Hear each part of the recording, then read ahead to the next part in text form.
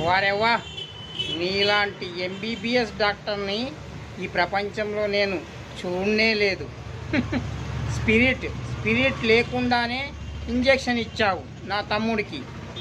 Injection విరిగిపోయింది, అది సీదా పోయి గుండె కాడ ఆగిపోయింది. నా తమ్ముడేమో సావుబతుకుల మధ్యలో ఉన్నాడు. నీ మీద మర్డర్ కేసు పెడతాను, అర్థమవుతుందా? నాకు అప్పుడే అర్థమయ్యింది నువ్వు ఎంబీబీఎస్ చేసింది డబ్బులు ఇచ్చి సర్టిఫికేట్ కొన్నావని. స్పిరిట్ కూడా రాయకుండా ఇంజెక్షన్ ఇస్తున్నావంటే నీవు ఎంబీబీఎస్ డాక్టర్ అయ్యావని. నీ పైన కేసు పెడతాను. ఇప్పుడే వెళ్ళి పోలీస్ స్టేషన్కి వెళ్ళి నీపై ఎఫ్ఐఆర్ బుక్ చేయిస్తాను. నిన్ను మర్డర్ కేసులో నిన్ను నేను ఉరిశిక్ష వేయిస్తాను, అర్థమవుతుందా?